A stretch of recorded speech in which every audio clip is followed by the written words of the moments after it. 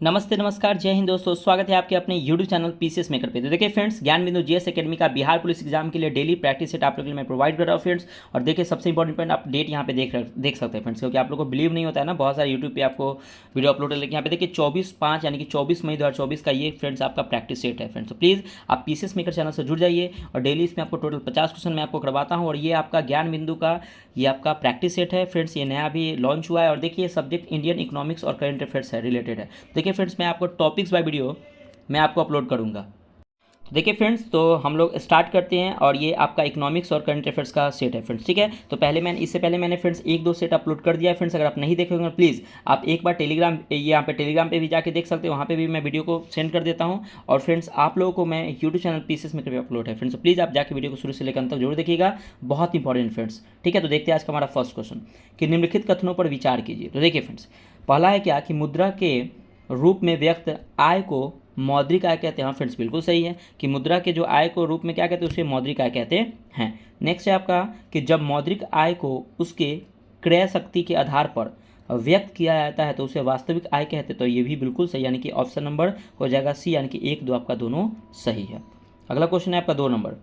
देखिएगा कि एक उदारवादी मिश्रित अर्थव्यवस्था में क्या होती है। तो देखिए, एक उदारवादी मिश्रित अर्थव्यवस्था में ना राजकोषीय नीति की अपेक्षा मौद्रिक नीति की भूमिका अधिक बढ़ जाती है। तो ऑप्शन नंबर बी आपका सही हो जाएगा।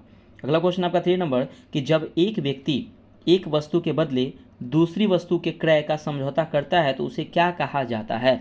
तो उसे फ्रेंड्स हम लोग क्या कहते हैं, तो उत्पाद स्वैप कहते हैं। मतलब कि जब एक व्यक्ति एक वस्तु के बदले दूसरी वस्तु के क्रय का समझौता करता है तो उसे क्या कहते हैं, तो उसे उत्पाद स्वैप कहते हैं। और करेंसी स्वैप क्या होता है फ्रेंड्स, कि करेंसी का एक साथ क्रय तथा विक्रय करना, ये करेंसी स्वैप कहलाता है। ये भी याद रखिएगा, ये इंपॉर्टेंट क्वेश्चन है। 4 नंबर याद रखिएगा कि बाजार कीमत पर शुद्ध राष्ट्रीय उत्पाद एनएनपी है। तो देखिए, बाजार कीमत पर शुद्ध राष्ट्रीय उत्पाद एनएनपी क्या है, तो बाजार की कीमत पर जीएनपी माइनस मूल्य ह्रास।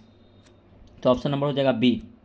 अगला क्वेश्चन है 5 नंबर। देखिएगा कि निम्नलिखित में से कौन सा राष्ट्रीय आय मापने की विधि नहीं है। तो देखिए फ्रेंड्स, राष्ट्रीय आय मापने की 3 विधि होती है। पहला आपका आय विधि, दूसरा व्यय विधि और तीसरा उत्पाद विधि। तो इसमें से कौन नहीं है, तो ये निर्यात और आयात विधि नहीं है। तो ऑप्शन नंबर डी आपका राइट आंसर हो जाएगा।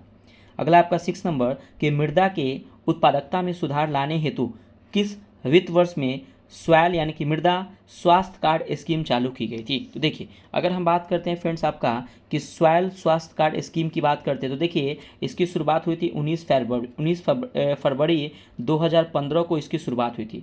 और इसकी शुरुआत जो की घोषणा ना राजस्थान में नरेंद्र मोदी ने किए थे। और देखिए स्वास्थ्य कार्ड स्कीम जो है ना आपका, इसकी जो अवधि है ना वो 3 वर्षों तक होती है। इस कार्ड की वैल्यू 3 वर्षों तक होती है।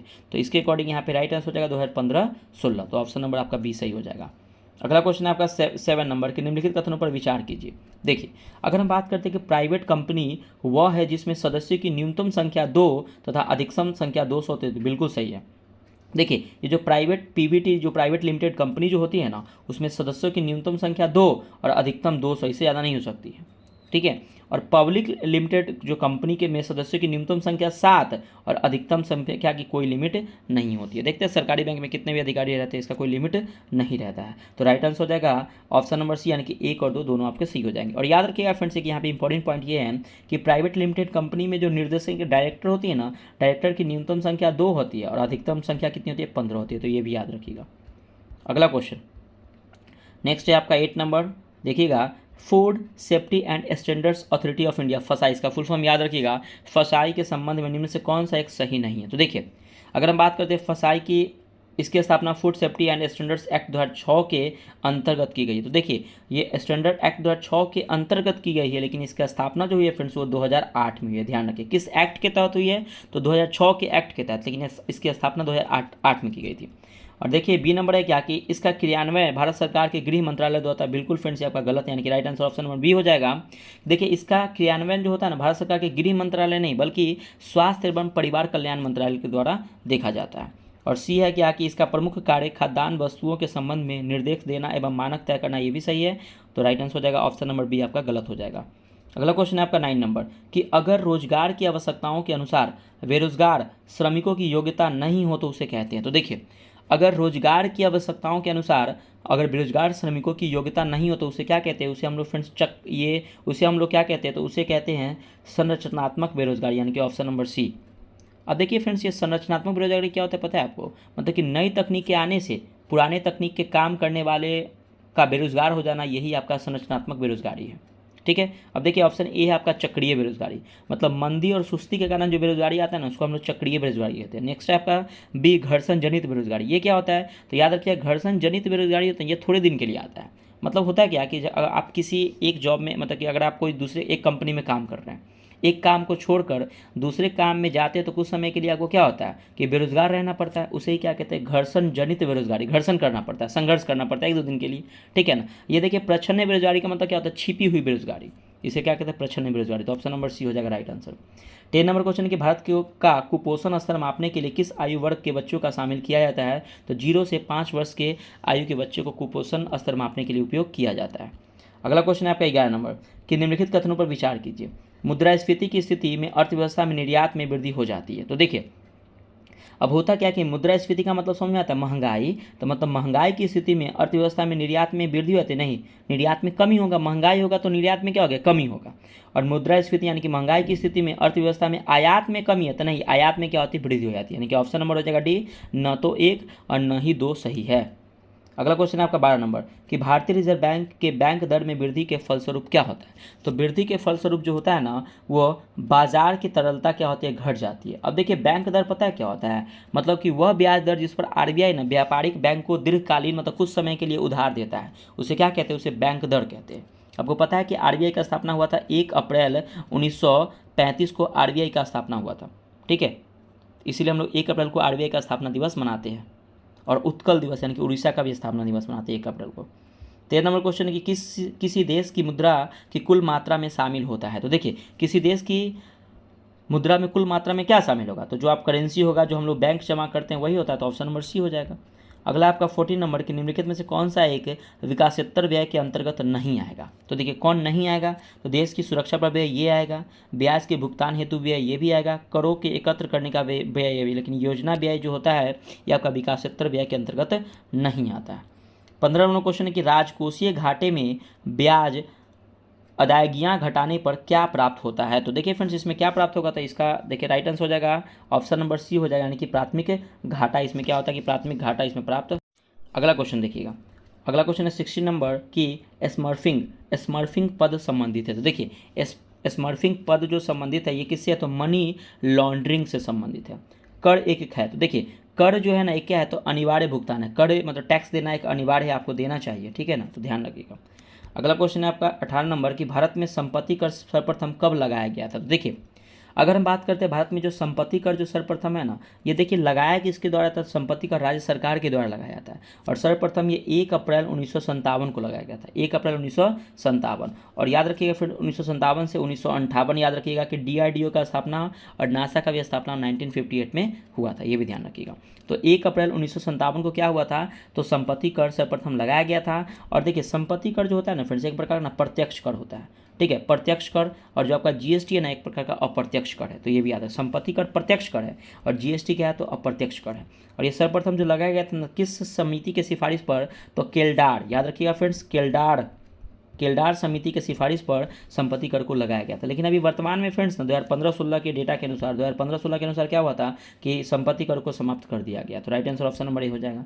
19 नंबर है कि निम्नलिखित में से शेयर बाजार में कौन सहोड़िया नहीं है। तो देखिए सहोड़िया नहीं है इसमें से शेयर बाजार में से, तो देखिए आपका मंदड़िया है, तेजड़िया है और ट्रेडिंग है, लेकिन दलाल आपका नहीं है। तो ऑप्शन नंबर डी हो जाएगा दलाल। 20 नंबर जिसको ब्रोकर कहते हैं इंग्लिश में, व्यापार शेष की तुलना में भुगतान शेष है। तो देखिए व्यापार शेष की तुलना में भुगतान शेष क्या है, तो अधिक व्यापक है। तो ऑप्शन नंबर ए आपका राइट हो जाएगा। अगला आपका 21 नंबर के निम्नलिखित में से कौन सा व्यशिष्ट अर्थव्यवस्था का अध्ययन है। तो देखिए कौन सा है जो व्यशिष्ट अर्थव्यवस्था का अध्ययन कौन सा है, तो वस्तु कीमत का निर्धारण। तो ऑप्शन नंबर बी हो जाएगा। 22 नंबर के निम्नलिखित में से कौन सा वक्र अर्थव्यवस्था की आर्थिक समस्या दर्शाता है। तो कौन सा है फ्रेंड्स, तो उत्पादन संभावना वक्र जो होता है वह अर्थव्यवस्था की आर्थिक समस्या दर्शाता है। 23 नंबर है क्या कि ह्रासमान सीमांत उपयोगिता नियम के अनुसार जब एक वस्तु का अधिक मात्रा में उपभोग किया जाता है तब प्रत्येक अगली इकाई से मिलने वाली सीमांत उपयोगिता क्या होती है। तो सीमांत उपयोगिता गिरने लगती है। तो ऑप्शन नंबर सी हो जाएगा। अगला 24 नंबर कि मांग में वृद्धि का कारण क्या है। तो देखिए, मांग में वृद्धि का कारण होता है पूरक वस्तु की कीमत में कमी, प्रतिस्थापना वस्तु में कीमत में वृद्धि, उपभोक्ता की आय में वृद्धि, यानी कि उपयुक्त में से सभी। अगला आपका 25 नंबर कि जब कीमत में परिवर्तन की मांग की मात्रा पर कोई प्रभाव नहीं पड़ता है तो वह अटल बनी रहती है, तो इसे कहा जाता है। तो इसे क्या कहते हैं, तो पूर्णतया वेलोचदार मांग कहते हैं। और देखिए फ्रेंड्स, 26 से आपका करंट अफेयर्स आता है, तो देखिए ध्यान से, इंपॉर्टेंट है। पहला करंट अफेयर्स 26 का देखिएगा कि भारतीय नौसेना के प्रमुख कौन बने हैं। तो अभी वर्तमान में भारतीय नौसेना के जो प्रमुख बने हैं वो दिनेश कुमार त्रिपाठी बने हैं, तो ऑप्शन नंबर सी हो जाएगा।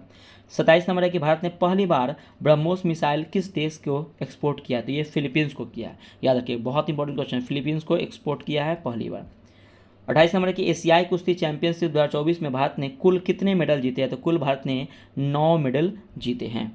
अगला क्वेश्चन है 29 नंबर कि 16वां विश्व भविष्य ऊर्जा शिखर सम्मेलन 2024 कहाँ आयोजित हुआ है। तो ये जो आयोजित हुआ है फ्रेंड्स वो आपके अबू धाबी में आयोजित हुआ है। 30 नंबर है क्या इंटेल ने भारत के लिए कंपनी का प्रबंधक निर्देशक यानी कि एमडी किसे नियुक्त किया है। तो इंटेल ने संतोष विश्वनाथ को नियुक्त किया है। अगला 31 नंबर कि हाल ही में भारत और किस देश के सेना प्रमुखों ने हाईटेक आईटी लैब का उद्घाटन किया है। तो किस देश ने किया है, तो उज्बेकिस्तान ने, तो ऑप्शन नंबर बी हो जाएगा।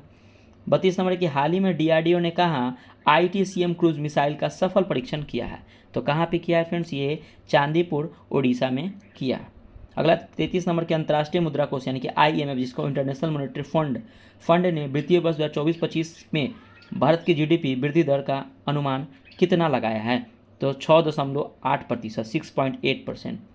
अगला क्वेश्चन देखिएगा 34 नंबर की हाल ही में किस अंतर्राष्ट्रीय हवाई अड्डा संचालक को सर्वश्रेष्ठ हवाई अड्डा स्टाफ के लिए स्काई टैक्स अवार्ड दिया गया है। तो किसे दिया गया है फ्रेंड्स, तो GMR Hyderabad international airport limited को, ऑप्शन नंबर सी हो जाएगा। 35 नंबर क्वेश्चन है कि हाल ही में किस प्रसिद्ध भारतीय अभिनेता को वेल्स यूनिवर्सिटी द्वारा साहित्य में मानद डॉक्टरेट की उपाधि से सम्मानित किया गया है। तो किसे किया गया है फ्रेंड्स, ये रामचरण को सम्मानित किया गया। इंपॉर्टेंट क्वेश्चन है। अगला देखिएगा 34 नंबर क्वेश्चन है। 36 नंबर क्वेश्चन है क्या कि राष्ट्रीय सुरक्षा गार्ड यानी कि एनएसजी के महानिदेशक कौन बने हैं। तो देखिए, एनएसजी के जो महानिदेशक बने हैं फ्रेंड्स वो कौन बने हैं, तो याद रखिएगा नलिन प्रभात, यानी कि ऑप्शन नंबर हो जाएगा नलिन प्रभात बने हैं। अगला क्वेश्चन 37 नंबर की सूखे और भीषण गर्मी के कारण लक्ष्मण तीर्थ नदी सूख गई है, यह किस नदी की सहायक नदी है। तो ये जो है आपका, ये आपकी कावेरी नदी की सहायक नदी है। 38 नंबर है क्या कि आर्टेमिस समझौता में शामिल होने वाला 39वां देश कौन बन गया है। तो ये जो बना है वो कौन बना है, आपका स्लोवेनिया बना है, ऑप्शन नंबर बी हो जाएगा। 39 नंबर है क्या कि तूतेधारा या अग्नि केली त्यौहार किस राज्य में मनाया गया है। तो ये जो मनाया गया है फ्रेंड्स वो आपके कर्नाटक राज्य में तूतेधारा और अग्नि केली त्यौहार मनाया गया है। 40 नंबर की वैश्विक स्तर पर तीसरी सबसे बड़ी चांदी उत्पादक कंपनी कौन बन गई है, वैश्विक स्तर पर तीसरी। तो याद रखिएगा हिंदुस्तान जिंक बन गई, ऑप्शन नंबर बी हो जाएगा। 41 नंबर है आपका कि 5000 आईपीएल रन बनाने वाले पहले विकेट कीपर कौन बने हैं। तो याद रखिएगा ये जो बने हैं महेंद्र सिंह धोनी बने। आपको पता है फ्रेंड्स ये आईपीएल में अभी जो आईपीएल जो हो रहा है फ्रेंड्स उसमें अभी हाल ही में कल फाइनल मैच हुआ है, उसमें विजेता कौन रहा है, तो के यानी कि कोलकाता नाइट राइडर्स यहाँ पे जीते थे। किसे हरा कर, तो एसआरएच यानी कि सनराइजर्स हैदराबाद को हराए थे 8 विकेट से। तो ये यहाँ पे जीते हैं, तो ये भी ध्यान रखिएगा, ठीक है। चलिए अगला क्वेश्चन देखते हैं 42 नंबर के हाल ही में राष्ट्रीय सिविल सेवा दिवस कब मनाया गया। तो देखिए राष्ट्रीय सेवा सिविल दिवस जो होता है ना फ्रेंड्स वो 21 अप्रैल को मनाया था, यानी कि ऑप्शन नंबर बी हो जाएगा 21 अप्रैल। अगला आपका 43 नंबर के हाल ही में किस राज्य में अद्वितीय लौह युग के महापाषाण स्थल की खोज की गई है। तो ये की गई है तेलंगाना में। अद्वितीय महापाषाण लौह युग की खोज कहाँ पे, तेलंगाना में की गई है। अगला आपका 44 नंबर के हाल ही में इसरो के प्रमुख एस सोमनाथ ने कहा पर अंतरिक्ष सुरक्षा के लिए दिगंत तारा मुख्यालय खोला है। तो कहाँ पे खोला है, तो आपको पता है कि बेंगलुरु में। इसरो का हेडक्वार्टर भी कहाँ है फ्रेंड्स, आपके बेंगलुरु में। 45 नंबर के हाल ही में अमेरिका ने किस देश को बैलिस्टिक मिसाइल घटक प्रदान करने के लिए 3 चीनी और 1 बेलारूस क्रम पर प्रतिबंध लगाया है।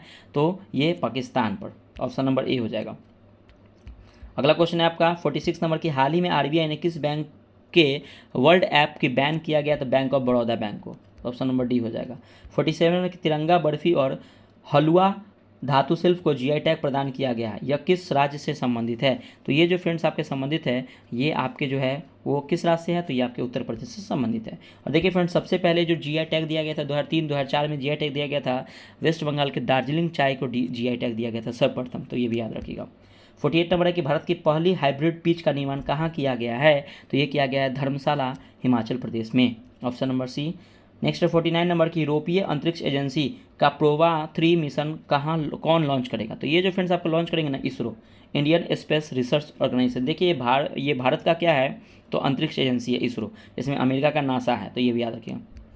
50 नंबर है क्या कि राम राज्य वेबसाइट की शुरुआत किस राजनीतिक पार्टी के द्वारा शुरू की गई थी, तो ये की गई थी आम आदमी पार्टी के द्वारा। तो देखिए फ्रेंड्स, यहाँ पे आपका इकोनॉमिक्स और करंट अफेयर्स का जो ये सेट नंबर 3 था फ्रेंड्स, वो कंप्लीट होता है फ्रेंड्स। तो प्लीज़ वीडियो कैसा लगा कमेंट करके बताइएगा फ्रेंड्स, और वीडियो शुरू से लेकर अंत तक जरूर देखिएगा। इसका पीडीएफ चाहिए तो नीचे दिए डिस्क्रिप्शन बॉक्स में टेलीग्राम का लिंक है, इससे आप ज्वाइन होकर फ्रेंड्स इसका पीडीएफ ले सकते हैं। देखिए फ्रेंड्स, इससे पहले मैंने 1 से लेकर 20 तक आपका प्रैक्टिस सेट अपलोड कर दिया हूँ, यानी कि मार्च अप्रैल का। तो प्लीज़ फ्रेंड्स आप एक बार प्लेलिस्ट विजिट कीजिए, वहाँ पे आपको दिखेगा फ्रेंड्स, बहुत अच्छा रहेगा, पूरा अच्छे से उसको डिस्कशन किए अच्छे से, आप एक बार जरूर देखिएगा फ्रेंड्स, बहुत इंपॉर्टेंट है आपके एग्जाम पॉइंट से। बिहार पुलिस में जरूर से बहुत सारे क्वेश्चन यहाँ से टकराने को मिल सकते हैं फ्रेंड्स। तो प्लीज़ वीडियो को लाइक और चैनल को सब्सक्राइब कर लीजिए फ्रेंड्स, और वीडियो में आप लोग के लिए डेली प्रोवाइड करूँगा। ठीक है फ्रेंड्स, मिलते हैं नेक्स्ट वीडियो में। बाय बाय, जय हिंद दोस्तों।